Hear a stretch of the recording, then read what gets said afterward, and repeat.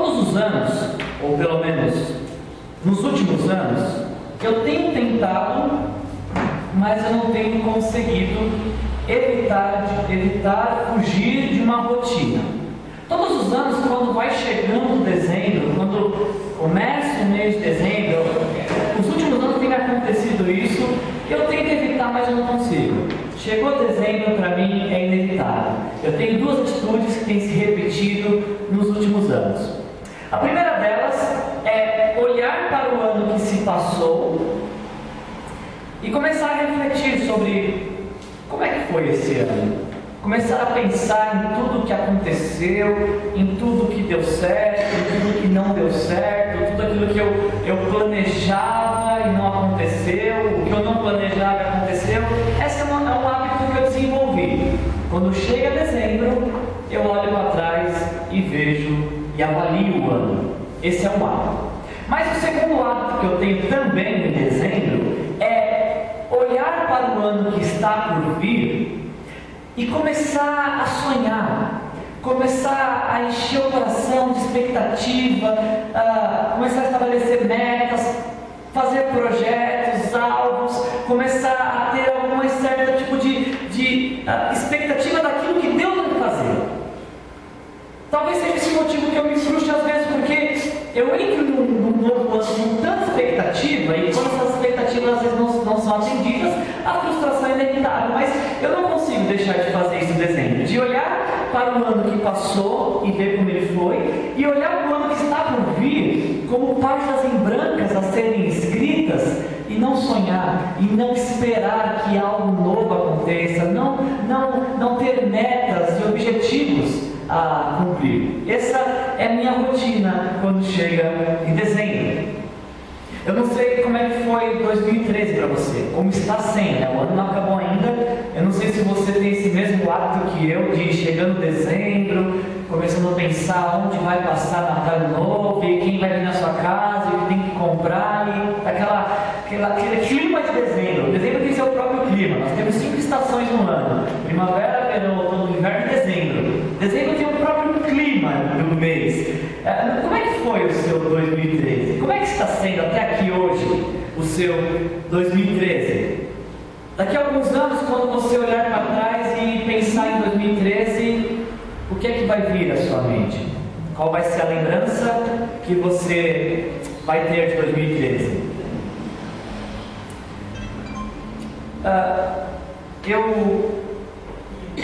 A minha avaliação que eu fiz de 2013, para mim o ano 2013 não foi um ano muito bom. Não foi um dos melhores anos que eu tive na minha vida.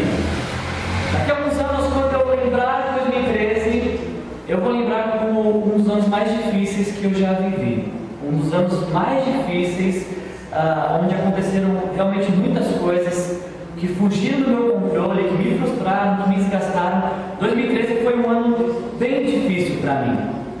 Mas eu estou entendendo, chegando agora em dezembro, eu estou entendendo mais ou menos por que tudo que aconteceu comigo, por que tudo que aconteceu, Deus permitiu que acontecesse comigo. Porque em janeiro, ou um pouco antes de janeiro de 2013, Deus tinha nos dado uma palavra, a nós como igreja de Aliança de Itatiba, que este seria um ano de maturidade. Então, quando eu olho para 2013 e tudo que Deus permitiu que acontecesse, eu chego a uma única conclusão: tudo o que aconteceu na minha vida, por mais difícil que tenha sido, aconteceu para que eu pudesse amadurecer. Essa é a avaliação que eu faço em 2013. Foi um ano difícil, foi um ano desgastante, foi um ano que eu sinto que eu envelheci uns 5 anos pelo menos. Eu sei, vocês vão olhar e falar: imagina, pastor, você está ótimo, não me parece que você envelheceu. Mas eu sinto, gente, parece que esse ano eu envelheci uns 5 anos em um único ano. Foi um ano difícil, mas tudo que aconteceu, eu sinto que Deus permitiu que acontecesse na minha vida, para que eu amadurecesse, de forma que aquilo que Ele prometeu aconteceu, aquilo que Ele me convidou a viver está acontecendo, e eu sinto Deus trabalhando na minha vida para que eu possa amadurecer. O ano foi difícil, mas não foi um ano só de coisas difíceis. Tiveram algumas grandes alegrias. Eu estava pensando, ao preparar essa mensagem, quais foram as alegrias de 2013. E para mim, uma das maiores alegrias que eu tive em 2013 foi ver pessoas entregando a sua vida para Jesus. Para mim foi muito gratificante, eu classifico como uma das maiores alegrias essa para mim em 2013, ver pessoas entregando a sua vida para Jesus. E também tenho como grande alegria deste ano 2013 o fato de Jesus nos entregar uma vida. Eu tinha colocado aqui o vídeo do ultrassom que a gente fez, dá para ouvir o coração do bebê batendo. Vocês iam ficar emocionados, babando, eu fiquei pelo menos, mas não deu certo. Essas são as minhas alegrias de 2013, ver pessoas entregando sua vida para Jesus e ver Jesus nos entregando uma nova vida, a vida do nosso bebê. E para você, como é que foi 2013? Eu acho que você está sabendo que 2013 está acabando e que nós estamos prestes a transformar 2013 em história. Vai ficar para trás. Estamos diante de um novo ano que está por vir, como eu disse, um livro em branco, páginas a serem escritas. Já falamos de 2013, mas 2014?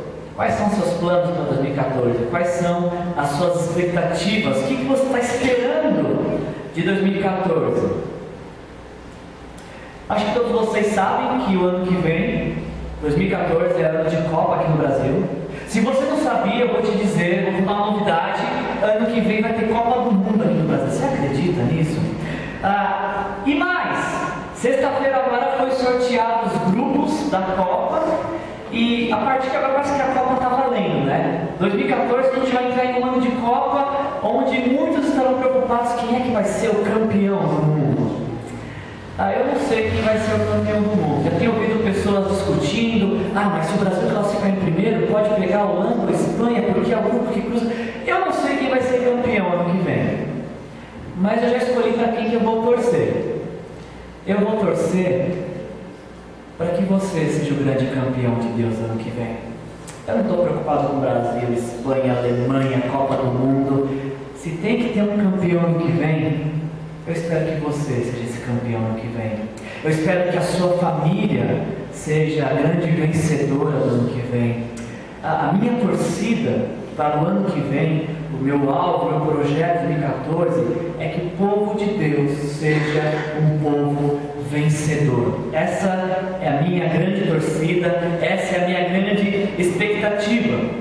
E eu estou dizendo isso porque quando eu estava questionando Deus o que pregar nessa noite, me veio muito forte esse texto que eu quero compartilhar com você, e eu quero, nas próximas oportunidades que Deus me der neste ano, se Deus me der outras oportunidades, falar para você, te encorajar como é que você e eu podemos ser campeões em 2014. Eu quero, nas próximas mensagens que eu vou pregar nesse mês de dezembro, te incentivar a olhar para 2014 e ver como é que eu e você podemos ser vencedores. E essa é a primeira mensagem dessa noite que eu vou falar como eu espero que você e eu podemos ser vencedores em 2014. Mas para que você entenda a mensagem desta noite, para que você entenda, eu preciso combinar uma coisa com você. Enquanto eu estiver pregando nos próximos minutos, enquanto eu estiver pregando, eu preciso de 2 favores seus. 3. O primeiro é que você não vai embora. Espera acabar a mensagem. Não se apresse, a sua casa não vai ser lugar, não vai embora. Esse é o primeiro favor. O segundo favor é que, enquanto eu prego, no seu ouvido direito, você vai ter um filtro. E o filtro que você vai ter para ouvir tudo que eu pregar vai ser: como é que foi meu 2013? O que aconteceu esse ano? Por que aconteceu tudo isso? Esse é o primeiro acordo que eu quero estabelecer com você. Enquanto eu estiver pregando, pense em tudo que aconteceu em 2013. E o segundo acordo que eu quero fazer com você é que com o ouvido esquerdo, você vai pensar assim, enquanto estiver pregando: o que é que eu espero em 2014? Quais são meus sonhos, minhas expectativas, meus planos para 2014? Estamos combinados assim? Podemos seguir dessa forma? Enquanto eu prego, você pensa: como é que foi 2013 e como é que eu espero que seja 2014. Esse texto que nós lemos de Êxodo 3, só para que você possa entender um pouquinho o que Deus quer falar conosco nessa noite, essa história não tem como ser contada sem a gente voltar alguns anos. A história de Moisés, ela não pode ser contada sem antes ser contada a história de um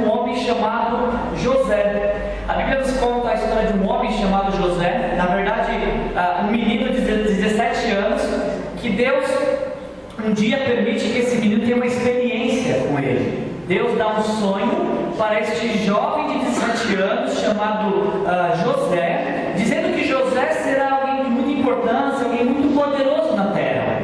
E depois de 13 anos, depois de idas e vindas e muitas coisas que aconteceram, a promessa de Deus se cumpre na vida de José. José se torna a segunda pessoa mais importante do mundo, porque José se torna um líder no Egito, que era a maior potência do mundo, e José estava abaixo apenas de Faraó.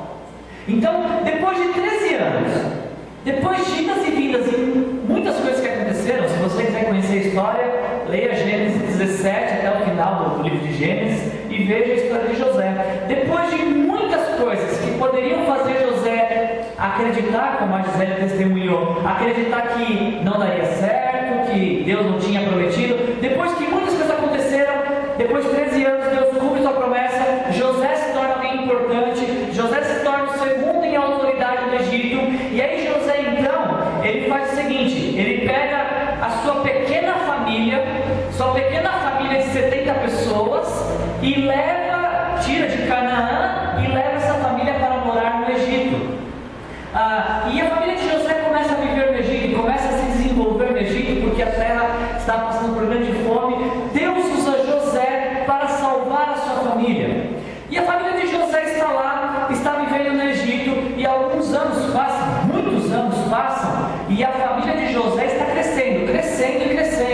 Se você quiser voltar algumas páginas em Êxodo capítulo 1, versículo 7, diz assim, os israelitas, porém, eram férteis, proliferavam, tornaram-se numerosos e fortaleceram-se muito, tanto que encheram o país. Sabe como é que é? Não tinha televisão, não tinha shopping, não tinha nem energia elétrica, não tinha o que fazer. Vamos fazer o quê? Fazer filho. É o que tem para fazer. As egípcias, diz o texto, que engravidavam assim com muita facilidade. Eles começaram a fazer um monte de filho e encher a terra do Egito, aquelas criancinhas com o nariz escorrendo ali pela terra do Egito. O Egito ficou tomado de hebreus. Os egípcios olharam para aquela situação, e aquele mundo de crianças, aquele povo crescendo. O Egito tinha um povo crescendo dentro dele, e os egípcios ficaram preocupados, falaram, peraí, a gente vai ter um problema logo. Versículos 8 a 10 nos falam isso. Os egípcios olharam para aquela situação e falaram, se nós não fizermos alguma coisa, este povo hebreu, que é mais numeroso que nós, pode em algum momento se juntar com nossos inimigos e nos derrotar. O que faremos? Os egípcios decidiram escravizar os hebreus. E a partir daquele momento, então, os hebreus passaram a ser escravos no Egito. O que não era um problema engravidar. Mesmo escravos, o povo continuou crescendo, continuaram engravidando, continuaram fazendo filho, arrumaram tempo para fazer filho, depois expediente. E os egípcios não compreendiam aquela situação e não entendiam o que estava acontecendo. Até que o faraó ele emite um decreto de que todo hebreu que tivesse um filho menino deveria matá-lo, deveria se livrar dele. Esse é o decreto no Egito. A partir de hoje, todo hebreu que tiver um filho menino deverá jogar esse menino no rio Nilo. Uma certa moça dos hebreus engravidou, deu à luz, e ela deu à luz um menino. Só que ela resolveu contrariar a ordem de Faraó e ela não jogou o seu filho fora. Ela cuidou dessa criança por 3 meses e depois que ela percebeu que não dava mais para esconder a criança estava prestes a ser capturada e morta. O que ela fez? Ela teve uma brilhante ideia. Ela fez um cesto de junco, colocou a criança dentro do rio e deixou a criança perto da margem do rio Nilo, para que alguém, talvez, quem sabe, achasse a criança e essa criança fosse salva. Por uma dessas coincidências da vida, a filha do faraó, a princesa, ela vai até o Nilo para tomar seu banho matinal no rio. Ela vê um cesto de junco, ela ouve um choro e ela manda pegar aquele cestinho. E quem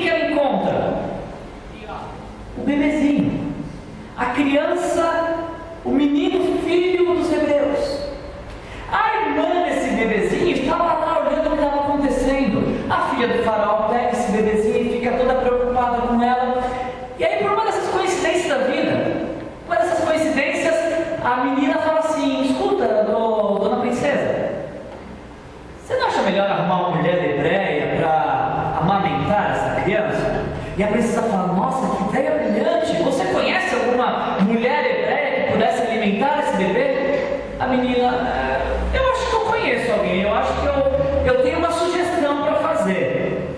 E a menina indica a sua própria mãe, a mãe do bebê, para ser a ama de leite dessa criança. Essa jovem tem o seu filho liberto da morte e ainda tem o privilégio, por uma dessas coincidências da vida, de cuidar do seu próprio filho. Ela cuida desse menino até a idade que ele cresce, e quando ele cresce, então ela entrega o menino à filha do faraó. O faraó, por uma dessas coincidências da vida, adota esta criança como seu próprio filho e lhe dá o nome de Moisés. Essa é a história do nosso Moisés. Moisés, ele está crescendo, ele está vivendo ali, sendo preparado para ser o possível futuro faraó. Moisés recebe toda a educação egípcia, ele prova do melhor que há no Egito, está sendo preparado para ser o próximo faraó. E Moisés está caminhando um dia no Egito e ele observa que tem um egípcio que está maltratando um hebreu.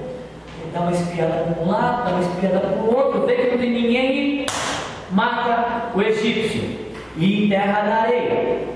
Quando o faraó fica sabendo disso, o faraó decide matar Moisés. Moisés não tinha o direito de matar o outro egípcio. Então Moisés, ao saber que o faraó queria matá-lo, Moisés foge para Midian. Chega lá em Midian, ele conhece uma jovem muito bonita chamada Zípora. Ele logo se casar com essa moça. E como grande presente de casamento, o que Moisés ganha? Moisés ganha o privilégio de trabalhar com o sogro dele.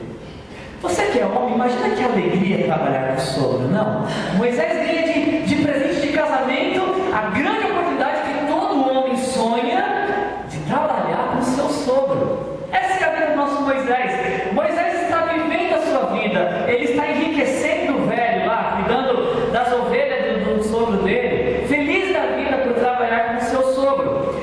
E em um desses dias de vida, em um desses dias qualquer, nós chegamos em Êxodo capítulo 3, que foi o texto que nós lemos nesta noite.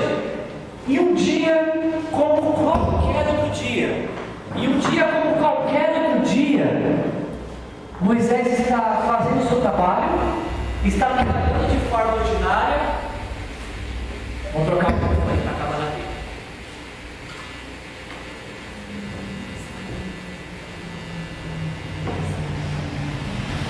Em um desses dias, um dia como qualquer outro dia, um dia ordinário qualquer, Moisés está trabalhando, Moisés está cuidando das ovelhas do seu sogro. E aí então ele leva as ovelhas para passarem um monte, e ao chegar nesse monte, ele vê algo extraordinário. Ele vê uma sarça que está pegando fogo, mas o fogo não consome a sarça, ela não se queima. Muitas pessoas, quando olham para esse texto de Êxodo capítulo 3, o texto que nós lemos, muitos olham para esse texto e acham que a grande ênfase desse texto, a grande experiência deste texto, o grande fato a ser destacado desse texto é o fato de que Moisés vê uma sarça que não pega fogo, que pega fogo e não se consome, e através daquilo ele tem uma experiência com Deus. Mas eu queria dizer para você que nesta noite, o grande evento deste texto não é, ou não me parece ser, a sarça pegando fogo. Eu queria chamar a sua atenção ao seguinte fato: Moisés tem uma experiência extraordinária com Deus. Ele chega a um lugar onde ele tem um encontro com Deus. Mas essa experiência, ela é fruto do ordinário, daquilo que acontece no dia a dia. Moisés não estava em casa sem fazer nada, ou reclamando do ano de 2013 que nada deu certo. Moisés estava trabalhando. Moisés estava fazendo aquilo que ele sempre fez todos os dias. Moisés estava fazendo o que ele deveria fazer, e neste ordinário ele tem um encontro extraordinário com Deus. Esse é a grande ênfase desse texto, o fato de que Moisés tem um encontro extraordinário com Deus no seu ordinário. Eu tive a oportunidade de pregar para os jovens do nosso congresso este ano, a Lucas, o Tiago, o Gustavo e a Jade vão lembrar disso. o extraordinário de Deus, ele é fruto do ordinário. Muitos querem viver o extraordinário de Deus, muitos querem viver grandes milagres e ver Deus fazendo grandes coisas, coisas extraordinárias, mas desprezam o ordinário, o dia a dia, as coisas simples. A primeira lição que eu gostaria que você levasse para sua casa nesta noite é que o extraordinário é fruto do ordinário. Eu acho que eu já falei isso alguma vez para vocês. O extraordinário é fruto do ordinário. Se em 2014 você quer vencer, se em 2014 você quer viver o extraordinário de Deus, esteja atento ao ordinário. Viva o dia a dia de maneira excelente, de maneira devota a Deus. Faça todas as coisas como quem faz para Deus. Já parou para pensar, olhando para a história de Moisés, que pode ser amanhã o dia que Deus vai ter um grande encontro com você e que vai mudar toda a sua vida? Olhando para esse exemplo de Moisés, você já pensou que você pode chegar no seu trabalho amanhã e lá no seu trabalho, no seu ambiente, Deus vai te chamar para uma conversa especial? Deus vai te mostrar algo extraordinário? Já parou para pensar que o que aconteceu com Moisés pode acontecer com você e comigo amanhã? O que é que você vai fazer amanhã? Amanhã eu vou cozinhar. Cozinhe como quem cozinha para Deus, porque através do ordinário que é cozinhar, Deus pode se revelar a você de forma extraordinária. O que você vai fazer amanhã? Não, amanhã eu vou ensinar. Então ensine como quem está fazendo isso para Deus, porque através dessa tarefa simples que você faz todos os dias, pode ser que amanhã seja o dia que Deus vai fazer algo extraordinário no seu ordinário. O que você vai fazer amanhã? Não, amanhã eu vou só limpar. Limpe como quem limpa para Deus. Tudo que você vier a fazer amanhã, faça como se estivesse fazendo para Deus, porque amanhã pode ser o dia ordinário em que Deus vai agir de forma extraordinária na minha vida e na sua também. Não despreze isso, não despreze o simples da vida, não despreze o dia a dia, porque o extraordinário é fruto do ordinário, e Moisés está aqui para não nos deixar mentir e provando que isso acontece. Essa é a primeira coisa que me chama a atenção nesse texto. Se queremos vencer 2014, se queremos ser vitoriosos, precisamos lembrar que o extraordinário é fruto do ordinário. Mas outra coisa que me chamou muita atenção nesse texto e que foi muito impactante para mim ao ler esse texto, no versículo 1 ao 3, nós aprendemos que o extraordinário é fruto do ordinário. No versículo 4 a 6, Deus está chamando Moisés para um particular, para uma conversa especial, para um momento de intimidade. E depois que Deus então se apresenta para Moisés, depois que Deus permite que Moisés tenha essa experiência extraordinária, acontece algo que eu achei maravilhoso nesse texto. Olha só que interessante, nós estamos falando nesse contexto de Êxodo de um povo, o povo de Deus. E esse povo, o povo de Deus, está sofrendo no Egito por conta de escravidão e da perseguição. Diariamente, durante aquele ano, as pessoas estavam sofrendo na mão dos seus captores, porque elas estavam sendo obrigadas a servirem como escravos, de forma que aquilo estava sendo um grande sofrimento para eles. Talvez se você perguntasse para um hebreu naquela época, como é que foi o seu ano? Como é que está sendo esse ano para você? Nós estamos nas vésperas de completar um novo ano. Como é que está sendo esse ano para você? Talvez aquele hebreu, nessa passagem aqui, ele olharia para o ano dele e falava: olha, esse ano foi péssimo, foi terrível, porque nós sofremos, nós sentimos grandes dores, nós somos perseguidos, roubaram e se esgotaram todas as nossas esperanças. E aí então você perguntaria para esse hebreu: mas e o próximo ano que está por vir? Quais são as suas grandes expectativas? esse hebreu falaria para você assim: que expectativa? O que é isso? Eu não tenho expectativa, eu sou escravo. O ano que vem vai ser como foi este ano, eu não tenho expectativa. Este ano foi um ano de dor e sofrimento, é provável que o próximo ano vai ser também, porque eu sou escravo. Aqueles hebreus, eles não tinham perspectiva de vida, porque eles viviam sob forte sofrimento e desilusão por conta da escravidão, por conta daquilo que eles viviam diariamente. E aí, ao preparar a mensagem dessa noite, eu olhei para esse texto e fiquei pensando: será que com nós muitas vezes não acontece a mesma coisa? Será que não acontece comigo e com você, às vezes, olharmos para o ano que estamos vivendo e talvez ele foi um ano muito sofrido, cansativo, doloroso, e nós falamos: não tem como ter expectativa com o próximo ano dentro daquilo que eu vivi esse ano. Não tenho como eu ter uma expectativa de que algo vai acontecer olhando para o que aconteceu. E eu acho que é justamente aqui que nós nos perdemos, quando a gente olha para o ano que passou e que está acabando, e permitimos que toda dor, sofrimento, tristeza, angústia, desilusão não nos permita sonhar com o próximo ano que virá. Olha aqui, Deus está falando aqui neste texto para o povo dele, o povo de Deus que estava sofrendo. Olha o que Deus está falando para este povo: eu tenho visto a opressão que vocês têm sofrido, eu tenho visto, eu tenho escutado o seu clamor, eu sei que vocês estão sofrendo. O povo estava desiludido, sofrendo, angustiado com o ano terrível que eles estavam vivendo. E o que Deus disse para aquele povo? Eu estou vendo.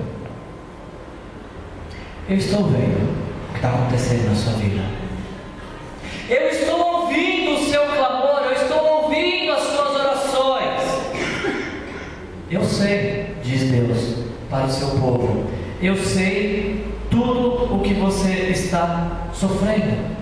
E é por isso, diz o versículo 8, porque Deus está vendo, é porque Deus está escutando, e é porque Deus sabe. Por isso, o versículo 8 diz que o clamor dos israelitas chegou até ele, por isso ele desceu para livrá-los da escravidão. E Deus resolve, depois de Deus ver, ouvir e saber todas as coisas, ele não apenas decide livrar o povo, diz o versículo 8, como também dar uma nova vida, a oportunidade de viver algo completamente novo.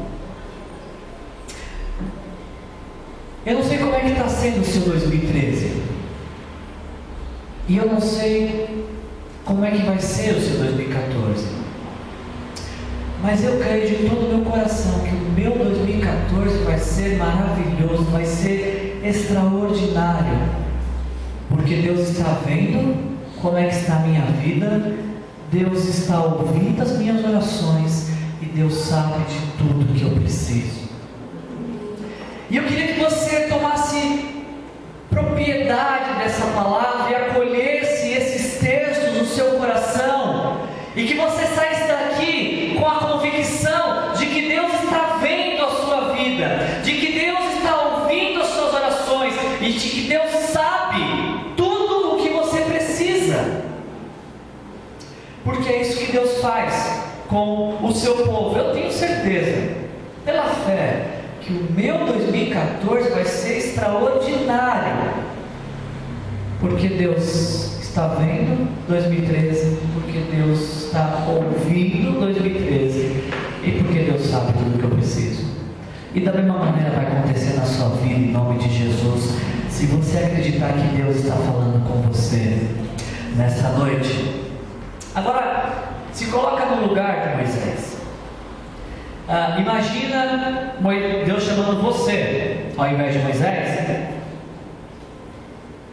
e falasse assim: olha, eu te escolhi. Deus chegasse para você e falasse: olha, eu estou vendo o que está acontecendo com o meu povo lá no Brasil, aí no Brasil, eu estou ouvindo meu povo reclamar no Brasil, eu sei do que meu povo precisa no Brasil.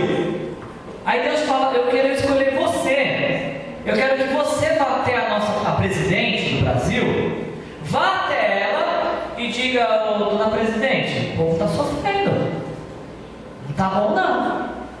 O povo está sofrendo e ó, Deus manda dizer que Ele vai dar fim nesse sofrimento. Se Deus escolhesse você para fazer isso, que nem escolheu Moisés para falar com o líder máximo da nação, o que você diria para Deus? Se Deus te escolhesse nesta noite, olha, estou te dando uma missão de ir lá falar com o presidente do país, com o líder máximo da nação, dizer que eu estou vendo o que está acontecendo com o meu povo, o que você diria para Deus? Claro, Deus, conta comigo, é tudo que eu queria. Olha, esse é meu maior sonho para 2014, ir lá bater na porta do líder máximo da nação e dizer que ele está governando mal o país. Você faria isso? Acho pouco provável. Assim como Moisés também não fez. Moisés falou para Deus assim: Deus, quem sou eu? Quem sou eu para me dirigir até o líder máximo da nação? Quem sou eu para poder peitar o governante da nação e falar que ele está tratando mal o povo? Quem sou eu? Talvez eu e você falaremos a mesma coisa para Deus: Deus, quem sou eu? Quem sou eu para executar tamanha tarefa, Deus? Aí Deus resolve ajudar. Não, peraí, calma, não contei tudo ainda. Deus resolve ajudar Moisés. Você vai até o líder máximo da nação, mas eu vou te dar uma prova, versículo 12. Eu vou te dar uma prova de que eu estou com você. Eu vou te dar uma prova de que você não está sozinho. Eu vou te dar uma prova de que esta é a minha vontade. Moisés fala: bom, é melhor, né, Deus? Porque é melhor ir garantido para uma prova dessa, para um evento dessa magnitude. Deus fala: Moisés, eu quero que você vá e eu vou te dar uma prova. Muito bem, Deus, qual que é a prova? Versículo 12: eu estarei com você, e esta é a prova de que sou eu quem envia. Qual que é a prova, Deus? Quando você tirar o povo do Egito, vocês prestarão culto a Deus neste monte.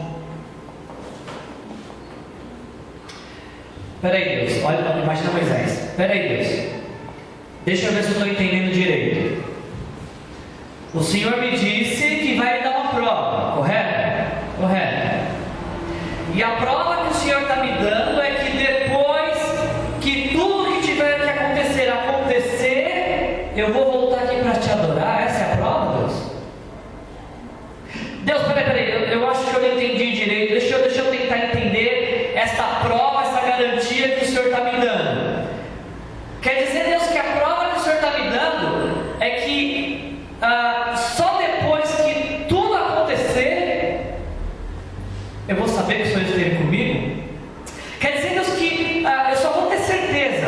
Eu só vou ter certeza de que o Senhor estava presente quando eu adorar o Senhor no futuro, onde tudo já que tinha que acontecer. É mais ou menos isso, Deus, que é a prova que o Senhor está me dando? Essa é a grande garantia que o Senhor está me dando?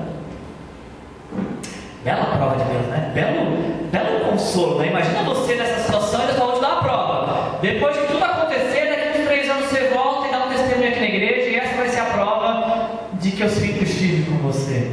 Muito encorajador da parte de Deus, você não acha? Isso não te faria pegar um avião hoje até Brasília e ir lá falar com a Dilma?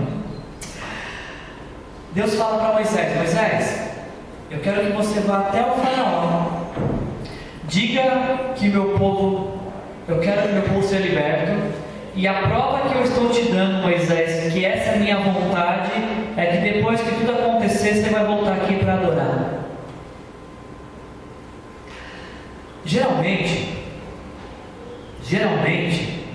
a prova ou a convicção de que Deus sempre nos ajudou, sempre esteve conosco, a prova geralmente ela não está no presente. A prova de Deus, de que Deus sempre nos ajudou, não está no presente. Geralmente, nós só vamos entender que Deus estava presente naquele dia, naquele ano, quando tudo que tiver que acontecer, aconteça. E aí nós olharmos para trás e falar: agora entendi. Realmente o Senhor estava lá naquele dia. realmente foi o Senhor que agiu, foi o Senhor que guiou, foi o Senhor que conduziu. Você que gosta de pedir provas para Deus, você que gosta de pôr Deus à prova, Deus, eu até faço o que você está pedindo, mas me dá uma prova. Que tal essa prova aqui que Deus deu para Moisés? Daqui, quando tudo o que você tiver que fazer, você fizer, você adora. Não, Deus, mas eu queria uma prova para agora. Agora você vai andar pela fé. Agora você vai fazer acreditando de que eu estou te conduzindo. Se você quer vencer em 2014, se você quer que seu ano 2014 seja extraordinário, confie que Deus está no comando de todas as coisas. Esse negócio de confiar em Deus é um pouco estranho, né? É um pouco difícil de aceitar, né? Eu, por exemplo, eu não tenho crise assim de fé, de entender que Deus existe. Eu também não tenho crise de aceitar as coisas que Deus faz. A minha crise de fé é querer tentar entender o que Deus está fazendo. E Deus me ensinou nessa passagem de que algumas coisas eu não vou entender no momento. Algumas coisas que me acontecem eu vou entender depois de uns anos que ela aconteceu. Vou te dar um exemplo de teste de fé. Eu vou te mostrar como nossa fé ela é falha. Deixa eu fazer uma pergunta para vocês aqui. Quantos de vocês já pegaram ou vão pegar o ônibus amanhã? Levante a mão. Vocês estão chique, todo mundo de carro, que beleza, hein? Quem já pegou ônibus alguma vez na vida? Levante a mão. Aumentou o número. Alguma vez você entrou no ônibus e ao subir as escadas você perguntou para o motorista: motorista, você sabe mesmo para onde você está indo? Alguém já fez isso alguma vez? Alguém já pediu para o motorista: motorista, eu posso ver sua carta de motorista de que você está habilitado? Algum de vocês alguma vez entrou no ônibus: ai, acho que ele vai errar o caminho, ele não vai acertar, não vou chegar no destino? Já aconteceu com vocês alguma vez? Talvez esse seja um sinal que a gente confia mais no motorista do busão do que em Deus, então. Porque ninguém entra no ônibus e fala para o motorista: aonde você está indo? Você tem certeza? Mas nós olhamos para Deus e falamos: Deus, você tem certeza que você vai conduzir minha vida dessa forma? Nós temos mais fé no motorista do ônibus do que em Deus. E eu vou te falar, eu tenho a impressão de que Deus é muito mais confiável do que o motorista do ônibus. Se você soubesse que o motorista do ônibus toma de café para ficar acordado, o fato dele não ter um ataque cardíaco é milagre. E nós confiamos que o motorista do ônibus vai chegar no destino que ele se propôs, mas nós não confiamos que Deus vai nos levar aonde ele se propôs a nos levar. Parece que a gente confia muito mais no motorista do avião, no piloto do avião ou no motorista do ônibus, do que em Deus, de que Deus fará aquilo que Ele se propôs a fazer. Eu quero te encorajar a sair daqui dessa noite confiando de que Deus é soberano. O que aconteceu em toda a sua vida, até o dia de hoje, de alguma maneira Deus tem planos e propósitos. E daqui a alguns anos você vai olhar para trás e você vai falar: ah, Deus, agora eu entendi por que tudo isso. E aí, então, para finalizar a mensagem dessa noite, para concluir a mensagem dessa noite, mensagem que eu te encorajei a viver o ordinário como quem espera pelo extraordinário, mensagem que eu te encorajei a confiar em um Deus soberano. Eu quero concluir essa mensagem nessa noite e eu preciso da sua ajuda porque apareceu um pequeno problema no texto. Eu não sei o que fazer com esse problema, peço que você me ajude. Capítulo 3, versículo 13. Para que a gente possa concluir a mensagem de uma maneira muito prática e objetiva, para você já pôr ela em prática hoje à noite. Deus fala para Moisés: beleza, Moisés, Deus, combinado, eu entendi tudinho, eu tive a minha experiência com o Senhor no meu ordinário, o Senhor se apresentou para mim, me chamou para esse momento de intimidade. Deus, eu entendi que o Senhor está vendo, ouvindo e que sabe tudo o que eu preciso, eu entendi tudinho. Mas Deus, Versículo 13: quando eu chegar diante dos israelitas e lhes disser, o Deus dos seus antepassados me enviou a vocês, e eles me perguntarem qual é o nome dele, o que eu lhes direi? O capítulo 4, versículo 1, Moisés mostra a mesma preocupação. Moisés respondeu: e se eles, ou seja, e se o povo de Deus, e se eles não acreditarem em mim, nem quiserem me ouvir e disserem, o Senhor não apareceu a você? Olha a crise de Moisés, para a gente concluir a mensagem dessa noite. Moisés não está preocupado se Deus vai levá-lo até o final dessa jornada, porque Moisés confia mais em Deus do que no motorista do busão. Moisés acredita do fundo do seu coração de que Deus está vendo, ouvindo e sabe de todas as coisas. Moisés tem uma experiência profunda com Deus, e ele sabe que Deus está conduzindo para enfrentar o líder máximo da nação. Mas a preocupação de Moisés não é enfrentar o faraó, não é enfrentar os inimigos, não é o que vai acontecer. A preocupação de Moisés, o que eu achei muito estranho, é como é que ele vai apresentar Deus para o povo de Deus. Isso não parece estranho para você isso? Não soa estranho para você? Não parece estranho para você que o povo de Deus, que orava para Deus, não conhecia Deus? Não parece não soa estranho para você quando você me ouve dizer isso, de que o primeiro povo que precisava conhecer a Deus era o próprio povo de Deus? Isso não parece estranho para você? Se você tiver curiosidade e olhar para a história da humanidade, todos os povos, eles conheciam a divindade em a quem eles cultuavam, eles sabiam que essas divindades gostavam, eles se propunham a cultuar essa divindade com excelência, com dedicação, porque eles sabiam o que esperar dessa divindade. Eles poderiam descrever para qualquer um de nós a sua divindade. Se você olhar para a história da humanidade, você vai ver que em todas, para não dizer na maioria das religiões mundiais, todos os seus adeptos conhecem a divindade a quem eles prestam culto, conhecem todas as doutrinas das suas religiões, são muito devotos às suas religiões. Mas quando a gente fala do povo de Deus, quando a gente olha para o povo de Deus, quando eu olho para esse texto, me parece que o povo de Deus não conhece muito bem a Deus. Porque se o povo de Deus conhecesse a Deus, viveria de uma maneira que agrada a Deus.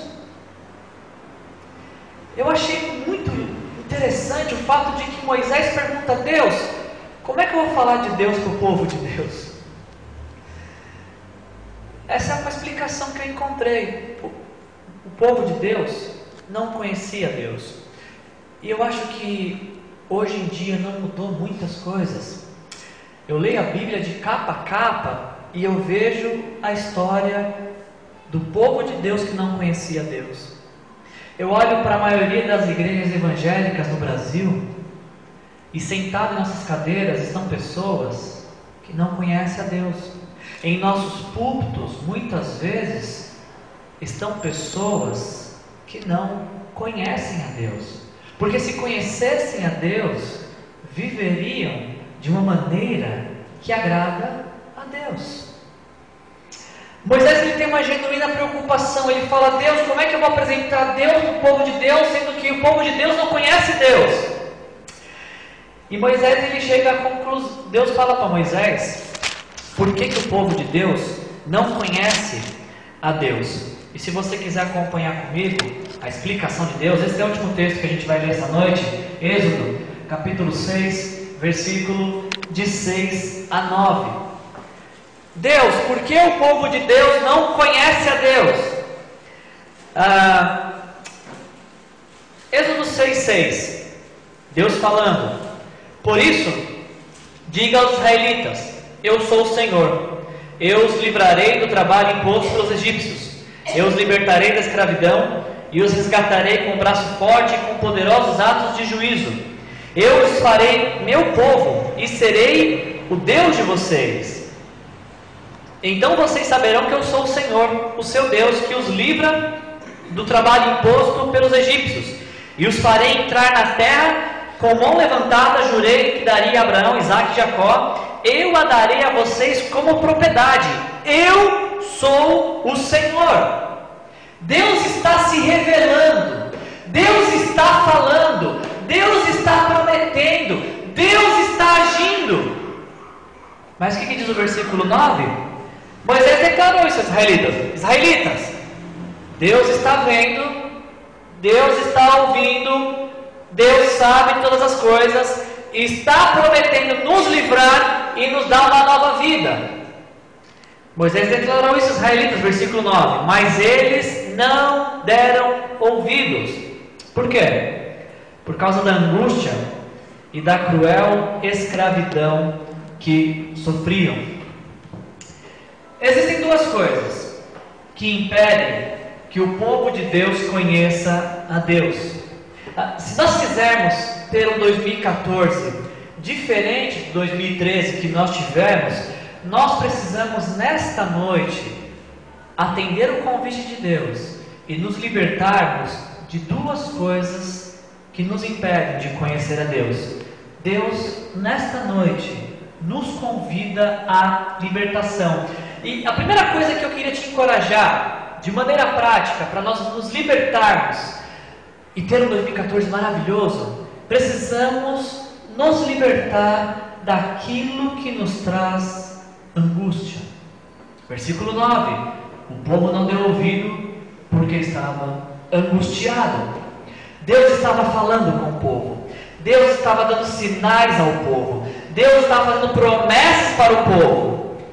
Porém o versículo 9 mostra que a angústia, o sofrimento, dar atenção mais às necessidades, à vontade, ao querer, olhar apenas para a circunstância, a angústia tampava os ouvidos do povo de Deus, para que o povo de Deus não ouvisse Deus. Isso acontece comigo e com você também. Quantos domingos de 2013 você esteve aqui? Quantas mensagens eu e você não ouvimos da boca de Deus? Quantas vezes Deus não falou, Deus não provou, Deus não agiu, mas o fato de nós darmos mais ouvido à angústia do que a voz de Deus fez com que nós em 2013 não conhecêssemos tanto a Deus e sua vontade como poderíamos conhecer.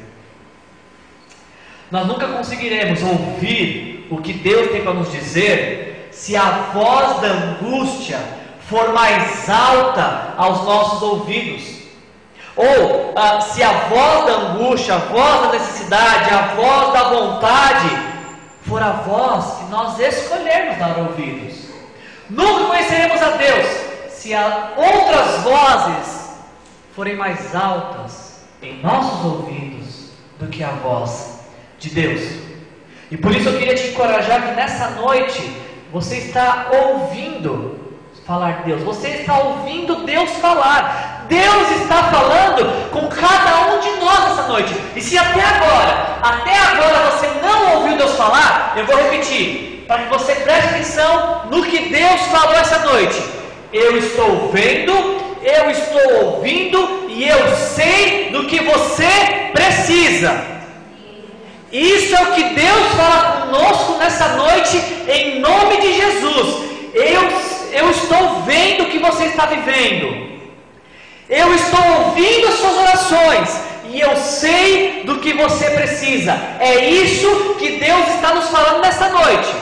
Se até agora você não tinha ouvido, ouça. Quem tem ouvidos para ouvir, ouça o que Deus está dizendo nesta noite. Agora, se você der mais ouvido e mais atenção à angústia, ao sofrimento, à desilusão, você não vai ouvir Deus falando, mesmo que eu gritasse aqui. Deus está vendo, Deus está ouvindo as nossas orações, Deus sabe o que nós precisamos. Por isso, vamos viver o ordinário, o dia a dia, como quem vive cada dia para Deus, para que Ele faça coisas extraordinárias. Essa é a primeira coisa que eu quero te encorajar a se livrar nessa noite. Livre-se da angústia. Não dê ouvidos ao sofrimento. E a segunda coisa que eu quero te encorajar nesta noite a se livrar: livre-se de tudo aquilo que te escraviza. Novamente o versículo 9 nos diz que o povo de Deus não ouvia Deus falando por causa do sofrimento da escravidão. É muito interessante que muitas vezes na Bíblia a escravidão ela está relacionada a um pecado. Muitas vezes a Bíblia mostra que o pecado é uma forma de escravidão, porque ele domina quem o pratica. O povo de Deus era escravo no Egito, sujeito aos seus dominadores e sofrendo por causa da escravidão. E a Bíblia nos diz que da mesma forma, todos os que vivem pecando se transformam em escravos do pecado. E quem fala isso na Bíblia é Jesus. Jesus fala em João capítulo 8, versículo 34: todos aqueles que vivem pecando são escravos do pecado. Talvez seja por isso que Tiago capítulo 1, versículo 1, Tiago nos diga: portanto, livrem-se de toda a impureza moral e da maldade que prevalece, e aceitem humildemente a palavra implantada em vocês, a qual é poderosa para salvá-los. O povo de Deus no Egito precisava de um libertador. Eu não sei você, mas eu hoje preciso também de um libertador. Alguém que nos lembre de que Deus nos ama e está mais preocupado com nossas vidas do que nós podemos imaginar. Nós também precisamos de um libertador nessa noite, um libertador que nos faça, que se faça presente de uma forma perceptível no nosso ordinário. Nós também precisamos de um libertador nessa noite que nos leve a conhecer mais a Deus e que quer nos salvar, quer nos libertar de todos os nossos pecados. Sabe qual que é a má notícia que essa pregação nos traz? A má notícia que essa pregação nos traz é que nós, o povo de Deus, não conhecemos a Deus, porque os nossos pecados nos impedem de conhecê-lo. Os nossos pecados nos conduzem à morte física, eterna, espiritual. Os nossos pecados nos desconectam de Deus. Essa é a má notícia desta mensagem. Mas sabe qual que é a boa notícia desta mensagem nessa noite? A boa notícia é que o libertador de Deus está aqui nesta noite, e o nome dele é Jesus Cristo, e ele quer nos libertar nessa noite de tudo aquilo que nos impede de conhecer a Deus. Essa é a grande notícia que eu tenho para te dar. O libertador de Deus, o Deus Filho, Jesus Cristo, está aqui para nos resgatar, para nos livrar dos nossos pecados, para nos perdoar, para nos permitir enxergar 2014 com toda a expectativa de um Deus presente, que vai agir, que vai ver, que vai ouvir, que sabe de tudo o que nós precisamos. O libertador de Deus está aqui nessa noite. Jesus Cristo, Filho de Deus, que quer te libertar, que quer me libertar.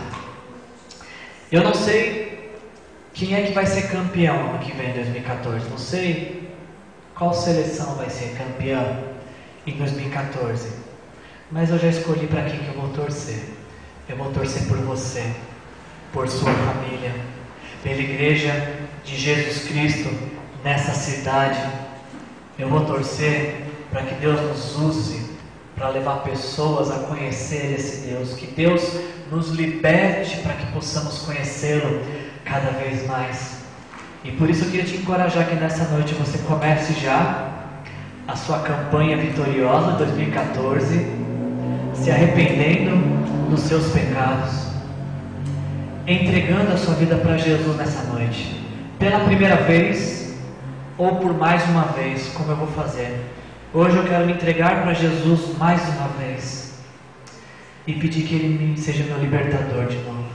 Entregue sua vida para Jesus nessa noite, seja pela primeira vez, como se você nunca tivesse feito isso, ou seja mais uma vez essa noite, como você fez algumas vezes no passado.